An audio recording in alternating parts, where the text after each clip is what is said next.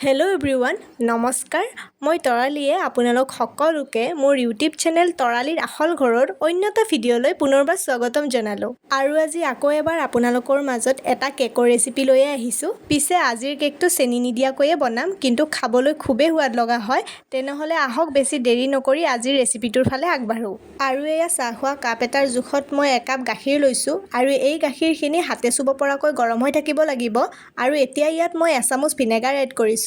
যদি আপোনালোকৰ ওচৰত ভিনেগাৰ নাথাকে তেতিয়াহ'লে আপোনালোকে ইয়াত নেমুৰ ৰসো ব্যৱহাৰ কৰিব পাৰে মন কৰিব গাখীৰখিনি যাতে হাতে চুব পৰা গৰম হৈয়ে থাকে বহুত বেছি গৰম নাইবা একেবাৰে ঠাণ্ডা গাখীৰ ইয়াত ব্যৱহাৰ নকৰিব আৰু এতিয়া এই গাখীৰখিনি অকণমান সময় এনেদৰে থৈ দিব আৰু আজিৰ কেকটো যিহেতু চেনি দি নবনাওঁ তাৰ বাবে এয়া মই অকণমান গুৰ মিঠাই লৈছোঁ আৰু এতিয়া এইখিনি ৰুকনিৰ সহায়ত ভালদৰে ৰুকি ল'ম আৰু এয়া আজিৰ কেকটো বনাবৰ বাবে মই ব্যৱহাৰ কৰিছোঁ এটা টিফিন বাতি যিহেতু সকলোৰে ঘৰত টিফিন সহজতে পোৱা যায় তাৰ কাৰণে আপোনালোকে এনেকুৱা ধৰণৰ এটা পাত্ৰ ব্যৱহাৰ কৰিব পাৰে আৰু এতিয়া কেকৰ বেটাৰখিনি বনোৱাৰ আগতে কেক টিনটো ৰেডি কৰি ল'ম তাৰ বাবে ইয়াত মই অকণমান ৰিফাইন তেল লৈ ভালদৰে সানি ল'ম আৰু শেষত কেকটো ভালদৰে ওলাবৰ বাবে ইয়াত মই এখন বগা কাগজ কাটি লৈ পেলাই দিছোঁ আৰু ইয়াৰ সলনি আপোনালোকৰ যদি ওচৰত বাটাৰ পেপাৰ থাকে সেয়াও ব্যৱহাৰ কৰিব পাৰে এতিয়া ইয়াত মই অকণমান ৰিফাইন তেল দি ভালদৰে সানি ল'ম আৰু এইখিনিতে মই ক'ব বিচাৰিছোঁ আপোনালোকৰ যদি কোনোবা আজি মোৰ চেনেলত নতুনকৈ আহিছে তেতিয়াহ'লে প্লিজ মোৰ চেনেলটো ছাবস্ক্ৰাইব কৰিব আৰু যদি ভিডিঅ'সমূহ ভাল পাইছে তেতিয়াহ'লে আপোনাৰ ফেমিলি আৰু ফ্ৰেণ্ডছৰ মাজত শ্বেয়াৰ কৰিব ইয়াত তেলৰ পৰিমাণ বহুত বেছি নকৰিব নহ'লে কেকটো তেলতীয়া হৈ যাব আৰু এতিয়া আমাৰ কেক টিনটো ৰেডি হৈ গ'ল মন কৰিব যাতে কেক টিনটোত পানী একেবাৰে লাগি নাথাকে আৰু এতিয়া আমি কেকৰ বেটাৰটোৰ ফালে আগবাঢ়োঁ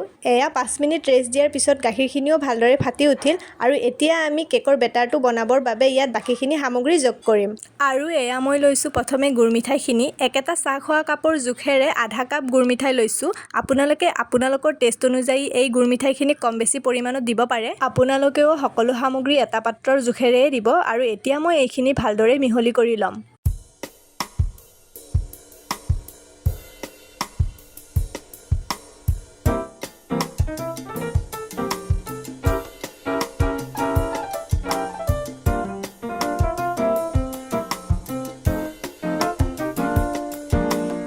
গুড় আৰু গাখীৰখিনি মিহলি কৰি লোৱাৰ পিছত এতিয়া মই ইয়াত যোগ কৰিম আধা কাপতকৈ অকণমান কম ৰিফাইন তেল আৰু এতিয়া এইখিনি ভালদৰে মিক্স কৰি ল'ম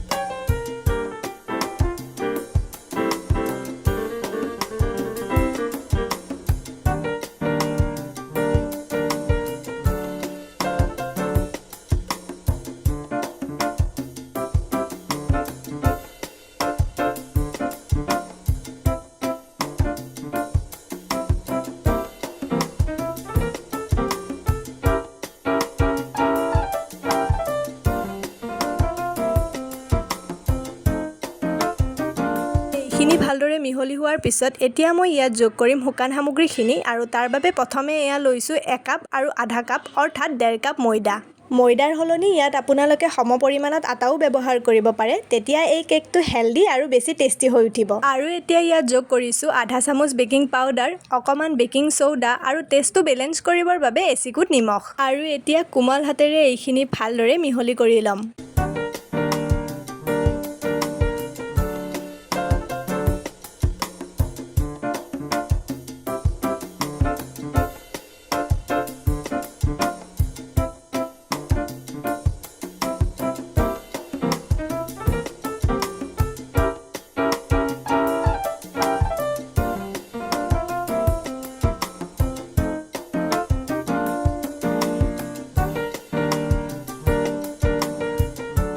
ভিডিঅ'টোত দেখুওৱা ধৰণে আপোনালোকেও এটা ডাইৰেকশ্যনতে বেটাৰখিনি ভালদৰে মিহলি কৰিব বহুত বেছি জোৰকৈ ফেটি নাথাকিব আপোনালোকে ধৰিবই পাৰিছে এয়া বেটাৰখিনিৰ কালাৰ চেঞ্জ হৈছে অৰ্থাৎ গোটেইখিনি সামগ্ৰী ভালদৰে মিহলি হৈছে আৰু আজিৰ কেকটো যিহেতু মই কেৰাহীতে বনাম তাৰ বাবে 10 মিনিট ল' ফ্লেমত মই কেৰাহীটো প্ৰিহিট হ'বলৈ দিলোঁ মনত ৰাখিব কেক বনাবৰ বাবে অ'ভেন অথবা কেৰাহীখন প্ৰিহিট কৰাটো অতি প্ৰয়োজনীয় আৰু এয়া মোৰ বেটাৰখিনি অকণমান ডাঠ হোৱা যেন লাগিল তাৰ বাবে ইয়াত মই আকৌ অকণমান গাখীৰ এড কৰিছোঁ প্ৰায় 1.5 চামুচমান গাখীৰ এড কৰিছোঁ আপোনালোকে আপোনালোকৰ বেটাৰখিনি চাইহে ইয়াত গাখীৰ এড কৰিব এতিয়া এইখিনি আকৌ এবাৰ ভালদৰে মিহলি কৰি ল'ম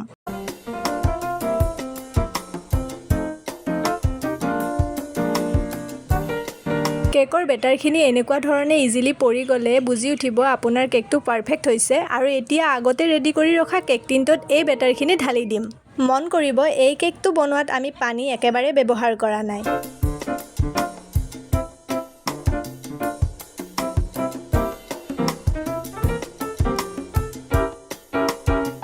বেটাৰখিনি ঢালা হোৱাৰ পিছত কেক টিনটো এনেদৰে অকণমান থপথপাই দিব যাতে এয়াৰ বাবলবিলাক ওলাই যায়। আৰু আপোনালোকৰ ওচৰতো যদি এনেকুৱা ধৰণৰ কিবা ড্ৰাই ফ্ৰুটছ আছে তেতিয়াহ'লে এড কৰিব পাৰে, নকৰিলেও কোনো কথা নাই। এতিয়া আমি কেৰাহীটোত কেক টিনটো বহাই দিম। আৰু এই কেকটো হ'বলৈ প্ৰায় 40ৰ পৰা 45 মিনিট সময় লাগে। এতিয়া এইখিনি ভালদৰে ঢাকনি দি কেকটো সিজিবলৈ দিম। আৰু এয়া প্ৰায় 25 মিনিট পিছত মই এবাৰ ঢাকনি গুচাই চাইছিলোঁ, ধৰিবই পাৰিছে ভালদৰে সিজি উঠা নাই। তাৰ বাবে আকৌ ঢাকনি দি এইখিনি সিজিব দিলোঁ। আৰু এয়া সম্পূৰ্ণ 45 মিনিট হোৱাৰ পিছত আমাৰ কেকটো সিজি উঠিল, লগতে ইয়াৰ কালাৰটোও চেঞ্জ হৈ গ'ল। এতিয়া আমি কেৰাহীৰ পৰা এইখিনি ওলাই থৈ ঠাণ্ডা হ'বলৈ দিম। কেক সদায় ল' ফ্লেমতে বনাব লাগে, হাই ফ্লেমত দিলে কেকটো তলৰ পৰা জ্বলি আহিব। আৰু এয়া সম্পূৰ্ণকৈ কেকটো ঠাণ্ডা হোৱাৰ পিছত এতিয়া মই এয়া আপোনালোকক কাটি দেখুৱাম।